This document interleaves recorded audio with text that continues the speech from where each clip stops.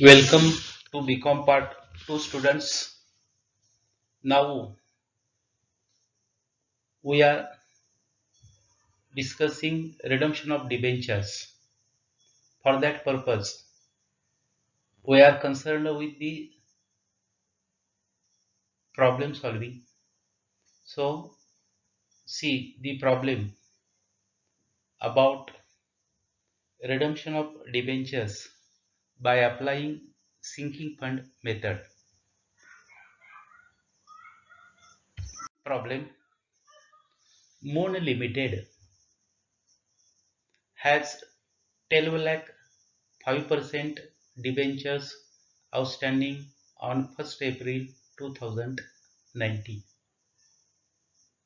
On that date, sinking fund was at rupees 10 lakh, represented by rupees 10 lakh 20,000 3% loan of Government of India. The annual installment added to the redemption fund is rupees 1 lakh 80,000. On 31st March 2020, the balance at bank after interest on investment had been received was rupees 3,28,200. On that date, investment was sold at 10% discount and debentures were paid off. Show the necessary ledger accounts for the year 2019-20. It means that the ledger accounts are to be prepared for only 1 year. What is exactly given in the problem? Relook the portion provided in the problem. Problem मध्ये काय दिले ते आता आपण लक्षात घेऊ. Moon company लिमिटेडला 1 April 2019 या तारखेला 12 लाख रुपये 5% डिबेंचर्स वरचे देणे आहेत. त्यासाठी पूर्वी कंपनीने डिबेंचर्स इश्यू केले असतील, पण त्याचं आता पेमेंट या तारखेला करायचं म्हणजे या वर्षी ड्यू झालं. On that date sinking fund म्हणजे त्या तारखेला 1/4/2019 ला सिंकिंग फंडची रक्कम होती 10 लाख आणि त्याची इन्व्हेस्टमेंट दिसते 10,20,000 आणि ही इन्व्हेस्टमेंट गव्हर्नमेंट ऑफ इंडियाच्या लोनच्या स्वरूपात आहे. दरवर्षी रिडम्पशन फंडाला आपण रक्कम वर्ग करतो 1,80,000. 31 मार्च 2020 ला बँक बॅलन्स 3,28,200 रुपये आहे. यामध्ये इंटरेस्ट देखील लक्षात घेतलेले आहे आणि त्याच वेळेला इन्व्हेस्टमेंट सोल्ड केली म्हणजे ही रक्कम रिलॅक्स केली आणि डिबेंचरची रक्कम इन्व्हेस्टमेंट सोल्ड 1% डिस्काउंटनं सोल्ड केली आणि डिबेंचरची रक्कम 31 मार्च 2020 ला पेड केली. म्हणजे 1/4/2019 ते 31/3/2020 म्हणजे एकच वर्ष, म्हणजे एकच वर्षाची आपल्याला लेजर अकाउंट्स विचारलेली आहेत. पहा, पहिलं अकाउंट घेतलंय आपण सिंकिंग फंड अकाउंट, नंतर घेणार आहे सिंकिंग फंड इन्व्हेस्टमेंट अकाउंट. आता पहिल्यांदा या sinking fund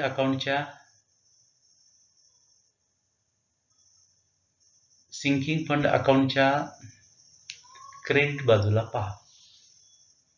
1/4/2019 by balance brought down म्हणजे किती त्या तारखेला सिंकिंग फंडाचा बॅलन्स होता 10 लाख, तो तिथे लिहिला. आता त्याच तारखेला म्हणजे प्रॉब्लेमची जी माहिती दिली त्याच्यावरून आपण हे कॅल्क्युलेशन घेतोय. त्याच तारखेला आपल्याला मागची जी इन्व्हेस्टमेंट फंड म्हणजे सिंकिंग फंड इन्व्हेस्टमेंट वरचा बॅलन्स म्हणजे गुंतवणुकीचा बॅलन्स दिसतोय 10,20,000. याच्यावर 3% व्याज मिळणार. म्हणजे 10,20,000 याच्यावर 3% बॅलन्स 3% इंटरेस्ट म्हणजे 30,700. आता पहिल्यांदा परत मी एक्सप्लेन करतो पहा की 1/4/2019ला आपल्याला सिंकिंग फंडचा बॅलन्स दिसतोय 10 लाख. म्हणजे सिंकिंग फंड 10 लाखाचा.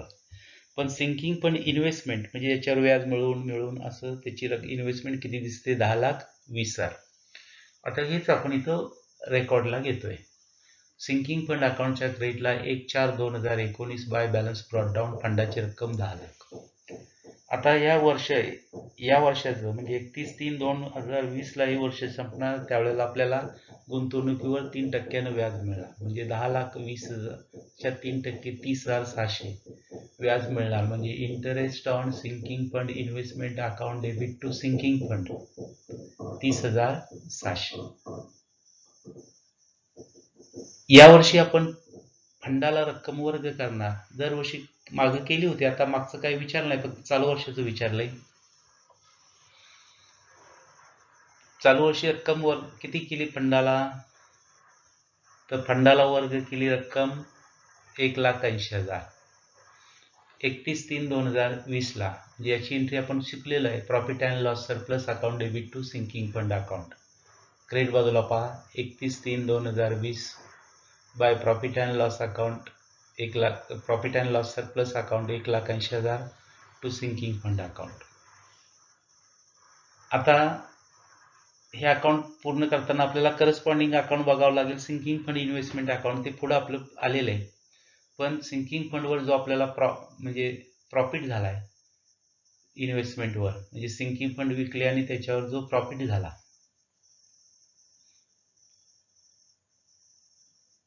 त्याचा कॉन्ट्रा इफेक्ट इथे घेतलेला आहे पहा. By sinking fund investment account आणि प्रॉफिट किती 9,800.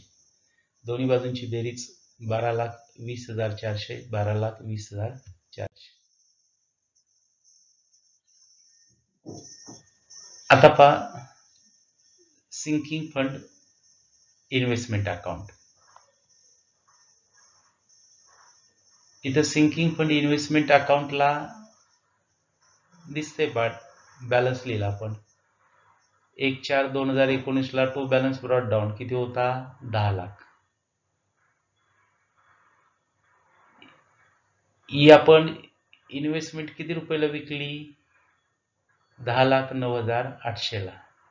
म्हणजे एंट्री अशी झाली bank account debit to sinking fund investment account. कधी विकली 31/3/2020ला विकली. म्हणजे पैसे मिळाले bank account debit to sinking fund 10,09,800. म्हणजे डेबिटला फरक आला 9,800. हा याचा जो प्रॉफिट आहे तो कुठं जातो सिंकिंग फंड अकाउंटला जातो. म्हणजे 31/3/2020 to sinking fund account 9,800. Entry कशी होणार sinking fund investment account debit to sinking fund account 9,800. आणि याचा कॉन्ट्रा इफेक्ट आपण मागच्या अकाउंटला सिंकिंग फंड अकाउंटला याचा कॉन्ट्रा इफेक्ट आपण घेतलेला होता. सिंकिंग फंड अकाउंटच्या क्रेडिट बाजूला घेतला होता by sinking fund investment account. आता दुसरं अकाउंट आहे आता आपण दोन अकाउंट्स घेतले. पहिलं कुठलं घेतलं सिंकिंग फंड अकाउंट. दुसरं कुठलं घेतलं sinking fund investment account. Sinking fund अकाउंटला काय केलं पहिल्यांदा क्रेडिटला लिहिलं 1/4/2019 by balance brought down 10 lakh. नंतर व्याज मिळालं by interest on sinking fund investment account to sinking fund 10,20,000च्या 3% 30,700. त्यानंतर चालू वर्षाची वर्गणी सिंकिंग फंडाला केली profit and loss surplus account debit to sinking fund account नंतर सिंकिंग फंड विकलं म्हणजे bank account debit 10,09,800 to sinking fund investment account. Sinking fund investment 10 लाखाची होती ती 10,09,800 विकली म्हणजे 9,800 प्रॉफिट झाला. पण sinking fund investment account debit to sinking fund account आणि कंसात प्रॉफिट म्हटलं आणि त्याचा कॉन्ट्राफिट कुठे घेतला सिंकिंग फंड अकाउंटच्या क्रेडिटला by sinking fund investment account. आता 5% डिबेंचर्स बघा आता 1/4/2019 किती रक्कम त्यांना द्यायचे 12 लाख म्हणजे amount payable to debenture holders किती 12 लाख म्हणून असं लिहिलं. 1/4 क्रेडिट बाजू पहा 1/4/2019 by balance brought down 12 lakh द्यायचे होते. हे कधी दिले वर्षाच्या शेवटच्या तारखेला दिले म्हणजे 31/3/2020 दिले. म्हणजे एंट्री काय 5% debentures account debit to bank account बघा डेबिटला 31/3/2020 टू बँक अकाउंट 12 लाख दोन्ही बाजूंची बेरीज 12 लाख आणि 12 लाख. पुढचं अकाउंट आहे बँक अकाउंट. बघा कसं आपण आता प्रॉब्लेममध्ये म्हणजे अकाउंट्स कशी तयार केली. पहिलं अकाउंट केलं सिंकिंग फंड अकाउंट, दुसरं अकाउंट केलं सिंकिंग फंड इन्व्हेस्टमेंट अकाउंट, तिसरं अकाउंट केलं 5% डिबेंचर्स अकाउंट, चौथं अकाउंट बँक. बँक अकाउंटच्या डेबिटला बघा टू बॅलन्स 31/3/2020 किती बॅलन्स होता प्रॉब्लेममध्ये सांगितलेला आहे. किती बॅलन्स होता 3,28,200. याच्यामध्ये देखील काय केलेलं आहे व्याज इन्क्लूड धरून हा बॅलन्स होता म्हणून तो लिहिला डेबिटला. आता सिंकिंग फंड इन्व्हेस्टमेंट आपण विकली किती रुपयाला विकली 10,09,800 विकली म्हणजे इन्व्हेस्टमेंट विकली म्हणजे bank account debit to investment पण तिथं लिहितानाच लिहिणार bank account debit to sinking fund investment account. डेबिटला पहा 31/3/2020 to sinking fund investment account किती रुपयाला विकली 10,09,800. आता 10,09,800 रुपयाला विकली त्याची एंट्री दिली bank account debit to sinking fund investment account 10,09,800. आता डिबेंचर 5% डिबेंचरची रक्कम दिली किती 12 लाख दिली म्हणजे डिबेंचर्स किंवा 5% debentures account debit to bank account. Credit बाजूला ते लिहिलेले पहा 31/3/2020 बाय 5% पाहिजे होतं debentures account 12 lakh to bank account म्हणजे डिबेंचर होल्डर्सला पैसे दिले. Debentures 5% debentures account debit to bank account 12 lakh. आता मी अकाउंट एक टॅली करतो कोणती बाजू मोठी डेबिटची बेरीज 13,38,000 क्रेडिटला घेतले 13,38,000 13,38,000 होते त्यातले पैसे दिले 12 लाख म्हणजे शिल्लक राहिले 1,38,000. क्रेडिटला पहा 31/3/2020 बाय बॅलन्स कॅरीड डाऊन 1,38,000 म्हणजे एवढे पैसे कंपनीकडे शिल्लक आहेत. आता हेच कसं कॅल्क्युलेशन केलंय याच्या वर्किंग नोट्स आपण इथं पहा. म्हणजे आपण चालू वर्षाची लेजर्स अकाउंट घेतली एकाच वर्षाची लेजर्स अकाउंट कोणती अकाउंट्स घेतली पहा. पहिलं अकाउंट घेतलं सिंकिंग फंड अकाउंट, दुसरं अकाउंट घेतलं सिंकिंग फंड इन्व्हेस्टमेंट अकाउंट म्हणजे 3% गव्हर्नमेंट ऑफ इंडिया लोन, तिसरं अकाउंट घेतलं 5% डिबेंचर्स आणि चौथं अकाउंट घेतलं बँक अकाउंट. ही चारी पण अकाउंट्स फक्त एका वर्षासाठी घेतलेले आहेत. यामध्ये चारी पण अकाउंटला एंट्रीज कशा केल्या ते तुम्हाला मी प्रत्येक अकाउंटला अगोदर सांगतो आणि मग आपण वर्किंग नोट्स बघू आणि ते कसं कॅल्क्युलेशन आले ते आपण उत्तरात इन्कॉर्पोरेट केलेलं आहे. आता पहिल्यांदा आपण जे अकाउंट घेतलं ते सिंकिंग फंड अकाउंट घेतलं. बघा मी परत हे रिकॉल करतो. सिंकिंग फंड अकाउंटचा बॅलन्स 1/4/2000 म्हणजे सिंकिंग फंडवर आपली रक्कम जमा झाली होती 10 लाख कधी 1/4/2019 म्हणजे सिंकिंग फंड अकाउंटच्या क्रेडिटला आपण असं लिहिलं होतं 1/4/2019 by balance brought down 10 lakh. हे वर्ष संपणार 31/3/2020ला. 31/3/2020ला आपण जी सिंकिंग फंड इन्व्हेस्टमेंट केली होती त्याच्यावर 3% व्याज मिळणार. म्हणजे सिंकिंग फंड इन्व्हेस्टमेंटची रक्कम होती 10,20,000, याच्यात 3% व्याज 30,600. याची एंट्री अशी असते, interest on sinking fund investment account debit to sinking fund. ही एंट्री सिंकिंग फंड अकाउंटच्या रेटला 31/3/2020ला केलेली. After that there is a practice of a company to leave aside amount for the purpose of sinking fund, that is rupees 1,80,000, and for that purpose entry is passed as profit and loss surplus account debit to sinking fund. ही entry आपण sinking fund अकाउंटच्या क्रेडिटला घेतलेली. नंतर sinking fund अकाउंटच्या sinking fund investment विकली, त्याच्यावर फायदा झाला 9,800. तो आपण त्याचा कॉन्ट्रॅक्ट इफेक्ट घेतला सिंकिंग फंड अकाउंटच्या क्रेडिटला. By 31/3/2020 by sinking fund investment account into bracket profit. अशा रीतीनं सिंकिंग फंड अकाउंट क्लोज होईल. नंतर दुसरा अकाउंट होतं sinking fund investment account. Sinking fund investment अकाउंटचा बॅलन्स आपल्याला दिसला, तो बॅलन्स इथे लिहिला. ती सिंकिंग फंड आपण विकला 10,09,800ला. बॅलन्स होता 10 लाख, पण तो विकला 10,09,800ला. म्हणजे विकला म्हटल्यानंतर bank account debit to sinking fund investment account 10,09,800. मग हे sinking fund investment account tally करत असताना डेबिटला फरक येतो. म्हणजे 10 लाखाची इन्व्हेस्टमेंट 10,09,800ला विकली म्हणजे प्रॉफिट झाला. म्हणजे sinking fund 31/3/2020 sinking fund investment account debit to sinking fund 9,800. अशा रीतीनं सिंकिंग फंड अकाउंट आपण क्लोज केलं. त्यानंतर पुढचं अकाउंट होतं 5% डिबेंचर. क्रेडिटला लिहिलं 31/3/2020.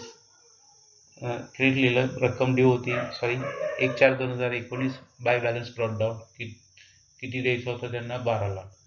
हे पैसे दिले कधी? 31/3/20ला टू बँक अकाउंट 12 लाख. अशा रीतीनं 5% डिबेंचर्स अकाउंटची दोन्ही बाजूंची बेरीज सारखी झाली. त्यानंतर आपण घेतलं होतं बँक अकाउंट. बँक अकाउंटचा बॅलन्स दिलाय प्रॉब्लेममध्ये, तो घेतला टू डेबिटला टू बॅलन्स 3,24,800. त्यानंतर आपण जे सिंकिंग फंड विकला त्याचे पैसे आले, ते डेबिटला घेतले. सिंकिंग फंड विकला त्याचे पैसे आले, म्हणजे bank account debit to sinking fund investment account 10,09,800. म्हणजे 10,09,800 आणि 3,28,000 ही डेबिटची झाली. क्रेडिटला आपण पेमेंट केलं डिबेंचर होल्डर्सला, म्हणजे 5% डिबेंचर्स टू बँक 12 लाख, आणि जी शिल्लक राहिली त्याला म्हटलं 31/3/2000 बाय बॅलन्स कॅरी डाऊन. एवढे कंपनीनं पैसे शिल्लक राहिले. आता हेच आपण इथं वर्किंग नोटमध्ये दाखवू की हे कॅल्क्युलेशन कसं तिथं आलेलं आहे. पहा वर्किंग नोट्स. इथं firstly I have recorded here 3 working notes, म्हणजे 3 वर्किंग नोट्स दिलेले आहेत. पहिली वर्किंग नोट पहा, market value of sinking fund. Book value of sinking fund म्हणजे सिंकिंग फंडाची आपली बुक व्हॅल्यू गुंतवणूक किती होती? 10 लाख. कधी? 1,04,2019ला. त्याची मार्केट व्हॅल्यू किती होती? आपण गुंतवले 10 लाख, पण त्याची मार्केट व्हॅल्यू होती त्याच तारखेला 10,20,000. या दोन्ही पण रकमा प्रॉब्लेममध्ये दिलेल्या आहेत. म्हणजे वर्किंग नोट नंबर 1 ही प्रॉब्लेमवरूनच तयार केलेली आहे. काय केलं की सिंकिंग फंडाची जी रक्कम होती 1/4/19ला होती, त्याला म्हटलं book value of sinking fund 10 lakh. Market value of sinking fund त्याच तारखेची किती आहे? 10,20,000. Working note number 2, interest on sinking fund investment on 31/3/2020. म्हणजे चालू वर्षी आपल्याला सिंकिंग फंडवर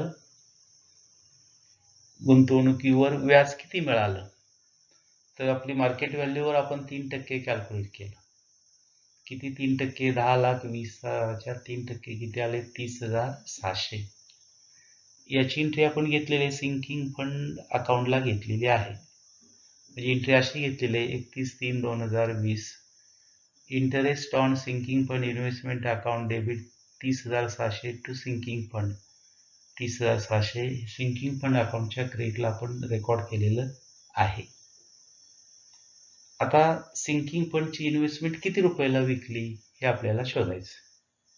बघा आता वर्किंग नोट नंबर 3 की आपल्या मार्केट व्हॅल्यू किती होती? 10,20,000, परंतु आपण 1% डिस्काउंट दिला. किती टक्के? म्हणजे 10,20,000च्या 1% डिस्काउंट म्हणजे 10,200. म्हणजे किती रुपयाला आपण इन्व्हेस्टमेंट विकली? 10,09,800ला विकली. याची एंट्री आपण केलेली आहे. पहा, विकली म्हणजे पैसे आले bank account debit to sinking fund investment account, आणि याचा कॉन्ट्रा इफेक्ट घेतला होता सिंकिंग फंड इन्व्हेस्टमेंट अकाउंटच्या डेबिटला टू बँक अकाउंट. आता 10 लाखाची इन्व्हेस्टमेंट 10,09,800ला विकली म्हणजे 9,800 प्रॉफिट झाला. ते सुद्धा आपण लिहिलेला होता. त्याची एंट्री आहे profit on sinking fund investment अकाउंटची. जर म्हणजे profit on sale of investment, जे इन्व्हेस्टमेंट विक्रीवर नफा झाला असेल तर एंट्री अशी असते sinking fund investment account debit to sinking fund account.